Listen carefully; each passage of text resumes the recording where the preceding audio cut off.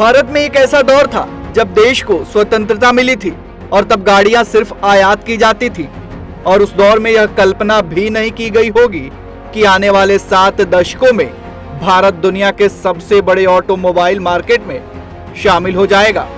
पर देश के मजबूत इंजीनियरिंग आधार और कम लागत तथा कम ईंधन खपत के कारण आज भारत में वाहन उद्योग के चमक दमक ने पूरी दुनिया को हतप्रभ कर दिया है। तो चलिए समझते हैं कि भारत के वाहन उद्योग की संघर्षों से भरी पटकथा क्या है। भारत में वाहन उद्योग की शुरुआत 1940 के दशक में हुई। तब मात्र 4000 वाहन ही बने थे और उनके कुल पुर्जों के लिए हमें दूसरे देशों पर निर्भर होना पड़ता था।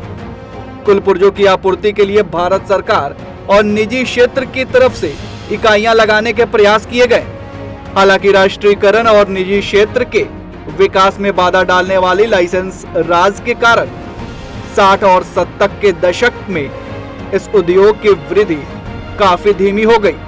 पर 1991 में शुरू हुए आर्थिक उदारीकरण के साथ लाइसेंस राज भी खत्म हो गया, जिसके बाद कई राष्ट्रीय और बहुराष्ट्रीय कार कंपनियां भारत बाजार में कदम रखी।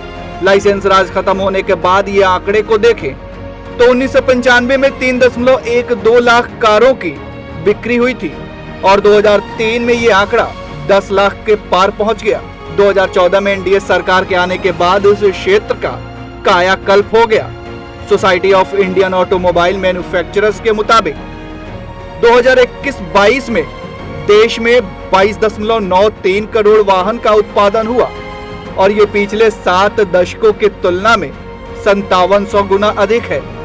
भारत विश्व में छोटी कारों के सबसे बड़े उत्पादक में से एक बनकर उभरा है।